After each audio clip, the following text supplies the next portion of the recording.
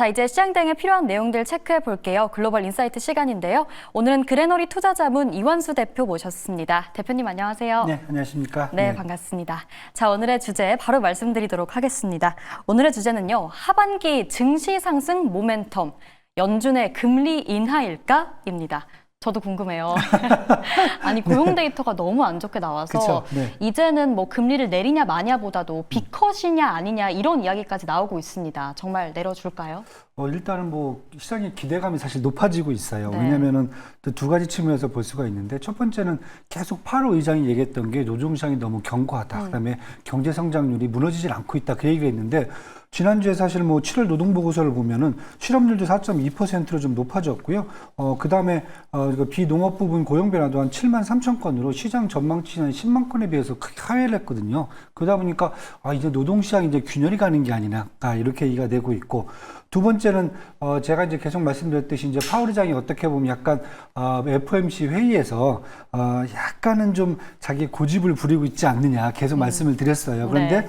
최근 들어서 FOMC 회의에서 이 투표권을 가진 12분이죠. 위원들의 어떤 이탈표가 좀 많이 커지고 있다. 네. 그러니까 이미 잘 아시다시피 이제 보우먼 이사라든지 월러 이사 같은 경우는 일단은 뭐 이탈이 돼 있었고요. 네. 그다음에 최근에 쿠글러 이사가 사의를 표명하면서 이제 그 파월 트럼프 대통령이 빨리 자기 쪽 사람을 채우겠다고 그랬고, 그쵸. 지난주 같은 경우는 데일리 샌프란시스코 연은 총재가 올해 기준금리를 한 3번 내려야 된다고 또 이렇게 발표를 하면서 이탈이 됐어요. 벌써 4표가 이탈이 됐거든요. 네. 시장에서는 이제 한 40일 정도 남아있거든요. 9월 17일 날 FOMC 회의가요. 추가적인 이탈표 한두 표가 더 나오면은 어떻게 보면 트럼프가 원하는 섀도우 내각이라든지 아니면은 파월 연준 의장의 레임덕을 가속화시킬 수 있다 지금 보고 있는 것 같아요. 그래서 지금 시카고 상품거래소였던 페드워치에서 보면은 9월 17일 날 FOMC 회의에서 기준금리 인하 가능성을 81% 정도로 보고 있거든요. 네. 예, 그런데 지금 트럼프 대통령은 계속 그 얘기를 하고 있어요. 기준금리를 한 3%포인트는 내려갔고 1%대를 유지하는 게 맞지 않겠느냐. 계속 그러다 보니까 시장에서는 만약에 트럼프 대통령이 조금 더 FOMC를 조금 더 통제를 할 수 있다라고 그러면은 이번에 빅컷이 충분히 나오지 않겠는가. 이렇게 되고요. 그다음에 연준이 올해 같은 경우에 한 기준금리 한 3번 정도 75bp 정도 내린다고 그러면은 아마 하반기 때, 이미 하반기죠. 하지만 3분기 말이라든지 4분기에는 결국 기준금리 인하가 증시에 어떻게 보면은 성장 모멘텀으로 작용할 수 있지 않겠는가. 왜냐하면 우리가 지금 잘 보시면 기준금리를 인하했을 경우에 혜택을 받을 수 있는 업종이 뭐 가장 먼저 떠오르는 게 AI 반도체고요. 여기는 뭐 계속 가던 데고, 두 번째가 사실 제약바이오거든요. 그 다음에 세 번째가 이 소비재들. 왜냐하면은 금리가 높아서 사실 소비가 좀 많이 둔화돼 있는데 그 부분을 또 건드려질 수가 있거든요. 네. 이렇다고 보면은 여태까지 안 오른 종목들, 업종들이 혜택을 받을 수가 있기 때문에 하반기에 보면은 지금 다들 증시가 아주 높다. 미국이 고평가된 게 아니냐라고 했는데 실질적으로 다 뜯어보면 업종을 보면은 몇 개 업종만 사실 이제 상대적으로 차별적으로 올라갔지 나머지 업종들은 사실 힘을 못 쓰고 있거든요. 그 업종이 하반기 때 또 시장을 밀어올릴 수 있는 역할을 되지 않겠는가. 이렇게 지금 시장이 조금 더 스토리를 좀 희망적으로 지금 갖고 가고 있습니다. 네. 뭐 페드워치상 금리 인하 가능성이 거의 80%를 넘는 수준이기 때문에 하반기 증시 상승의 모멘텀이 확실히 좀 금리 인하가 되어줬으면 좋겠는 바람이 또 있습니다. 조금 전 나온 속보도 하나 전해드리도록 하겠습니다. 이 트럼프 대통령이 러시아산 석유 수입 관련해서 인도에 25% 추가 관세를 서명했다는 소식이 전해졌습니다. 추가적으로 전해지는 내용 있으면 함께 전달을 해드리도록 하겠고요. 자, 관세 얘기도 저희가 이따 나눌 거기는 한데 일단 고용 데이터 얘기를 좀 해봤어요. 고용 데이터 뭐 금리 인하 가능성에 어떤 영향을 미칠지 이렇게 잘 정리를 해주셨는데, 사실 물가 문제도 있잖아요. 그렇죠. 예, 네. 관세가 좀 인플레 압력을 좀 높이고 있는데 만약에 경기 둔화 플러스 물가 상승이다 이러면은 이게 좀 문제가 되는 거 아닌가요? 사실 어제 나온 이제 ISM 지표가 좀 그런 모습을 좀 보여줬어요. 네. 그러니까 7월 비제조업 PMI가 50.1로 사실 전달에 50.8 했는데 되게 많이 떨어졌거든요. 그 50을 간신히 넘겼어요. 50.1이다 보니까. 그리고 반대로 또 ISM 7월 비제조업 물가 지수죠. 69.9로 상승이 됐어요. 전달에는 여기 한 67.5가 나와 있었거든요. 그렇다 보니까 쉽게 얘기해서 인플레이션은 지금 상승되고 있고 서비스업이죠. 비제조업 지수니까요. 그 다음에 성장률은 둔화되는 쉽게 해서 스태그플레이션의 어떤 전형적인 모습을 딱 보여줬거든요. 그래서 이렇게 됐을 경우에 혹시나 지금 아까 제가 방금 전에 말씀드렸던 기준금리 인하에 따른 어떤 좋은 희망적인 스토리가 무너지는 게 아닌가 지금 이렇게 얘기를 좀 하고 있는데 네. 일단은 이제 물가지수 같은 경우에는 조금 시장에서 보는 게 이번에 이제 8일부터 이제 관세가 이제 시작이 된단 말이죠. 상호관세가. 그러면 미국의 전반적인 상호관세율 한 18% 정도가 나옵니다. 네, 그러니까 작년에 한 2.5%였는데 18%까지 올라간 거죠. 근데 시장에서는 20% 이내로만 통제가 되면은 우리가 생각한 인플레이션이 그렇게 4% 5%까지 올라가지는 않는다. 그러니까 최소한 지금 2.8%까지 PCE 지수가 올라와 있거든요. 네. 그렇다고 보면은 3% 이내로만 어느 정도 막아주면 괜찮지 않겠는가. 지금 이렇게 지금 보고 있고요. 그래서 지금 계속 지금 여기저기 지금 다 메꿔내는 것 같아요. 지금 한 20% 안에서 맞추려고 하는 것 같아요. 네. 그 다음에 두 번째는 성장률 보면은 애틀란타 연은이 발표한 3분기 GDP 나오는 2.5% 성장으로 지금 더 상향 조정을 해놨어요.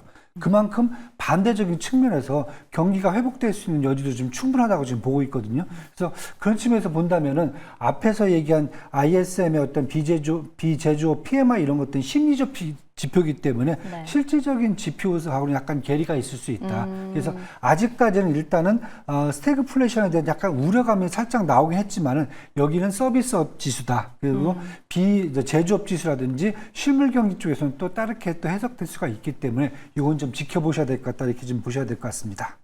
네. ISM 서비스업 지수 같은 경우에는 아직까지 확대 해석하기는 좀 이르다. 그렇죠. 이렇게 좀 짚어주셨는데요.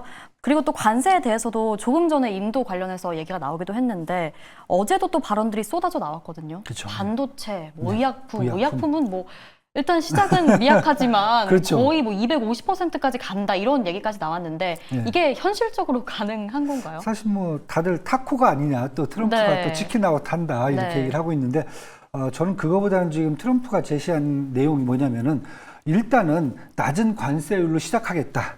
하지만은 1년하고 1년 6개월 정도의 시간을 줄 거고 그 사이에 미국 트럼프 행정부가 원하는 방향으로 움직이지 않으면은 그때는 150%, 250%를 부과하겠다는 거거든요. 근데 사실 이제 이 관세 문제 이전에 지난주에 17개 대형 제약사에게 9월 29일까지 약가를 인하하라는 서한을 이미 보냈어요. 네. 왜냐면은 이 관세를 지금 시작하기 전에 뭐가 문제였냐면은 1월달 트럼프 행정부가 들어서면서 이미 유럽계 제약사들이 약가를 다 올려버렸어요. 그러다 보니까 뭐 우리가 잘 아는 노바티스라든지 로슈라든지 사노피 다 아스트라제네카 다 유럽계 빅파마들이거든요. 그러다 보니까 이거에 대해서 지금 되게 트럼프 행정부가 좀 불만이 있기 때문에 일단 약간 낮춰라. 그래야 메디케이드라든지 메디케어 쪽에서 미국 연방정부의 재정 부담감이 줄어들 수 있다 이거고요. 두 번째는 일단 약간 줄여놓고 그 다음에 제약업 쪽에서 리쇼어링을 하겠다는 거거든요. 그래서 해외 나가 있는 뭐 대부분의 이제 이 제약회사들을 다 국내에 다시 불러들이겠다. 이게 지금 선결이 돼야 그래야 이제 내년에 한 1년이나 1년 6개월 후에 150, 250%이기 때문에 제가 봤을 때는 그때 가면 트럼프 대통령도 잊을 수 있어요. 기억도 네. 기억도 안 날 수 있어요. 그리고 아까 말씀드렸듯이 제가 인플레이션을 감안했을 경우에 네. 되게 높게 처음부터 시작을 할 수는 없어요. 이미 지금 아직도 멕시코, 캐나다, 중국이 사실 연장을 하는 상태이기 때문에 아직 확정이 안 됐어요. 네. 여기들까지 생각한다 그러면은 제가 보기엔 연말까지는 한 20% 이내에서 상호관세를 아마 통제를 하려면은 약가를 처음부터 높일 수는 없다. 이렇게 지금 보여집니다. 그래서 아까 말씀드렸듯이 만약에 금리 인하를 했을 경우에 네. 제약 바이오 업종은 이러한 그런 구조적인 요인에 의해서 바로 혜택을 받을 수 있는 그런 상황이 나오지 않을까 이렇게 지금 보고 있습니다. 네, 그러면 또 우리 투자자들의 입장에서는 제약업종에 대해서 금리 인하 그리고 이 관세로 따졌을 때 금리 인하에 조금 더 베팅을 하면 좋을까요? 네, 저는 그게 더 좋을 것 같아요. 왜냐하면 이번에 이제 보시면 약가 인하도 보면은 네. 그냥 바이오 쪽보다는 일반 필수 약품들이에요. 메디케어, 메디케이드를 하려 보면은 우리가 생각할 뭐 감기약부터 이런 필수 약품 쪽이기 때문에 네. 제약사들의 주가는 좀 밀렸지만은 바이오 업체 같은 경우는 어제 같은 경우는 비교해서 되게 크게 좀 상승을 했거든요.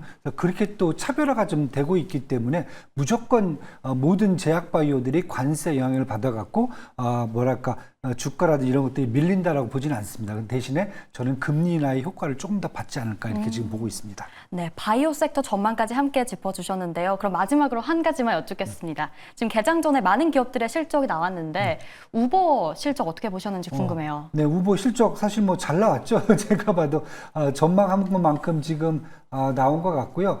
이제 우버 같은 경우에는 지금 이제 2분기 매출 전망이 124억 달러 얘기를 했었는데 지금 뭐 129억 달러까지 나왔기 때문에 전년 대비 한 18%가 상승된 걸로 나왔고요. 글로벌 차량 공유, 그다음에 식품 배달 시장에서 가입자 수도 증가했고요. 매출도 증가한 게 충분히 나타나고 있습니다. 그래서 지금 보시면은 포워드 PER이 한 30배 정도예요. 이 정도인데 지금 30배 정도라고 그러면은 아직도 저평가되어 있기 때문에 네. 어제 같은 경우 UBS가 목표 주가를 115달러로 사실 올렸고요. 스티펠도 117달러, 모건 스탠리도 115달러를 올렸기 때문에 지금 뭐 잠깐 주가가 좀 밀리고 있긴 해요. 하지만 네. 저는 실적 발표에 따른 뭐 그러한 반동이라고 좀 보고 있고요. 주가가 89달러 요 정도 88달러 정도 수준이면은 목표 주가까지 충분히 괜찮은 상황이다. 그렇게 지금 보고 있습니다. 네, 우버에 대해서 어닝과 전망까지 간략하게 짚어주셨는데요. 자, 오늘 말씀 여기까지 듣도록 하겠습니다. 그레너리 투자자문 이완수 대표와 함께했습니다. 고맙습니다. 네, 감사합니다.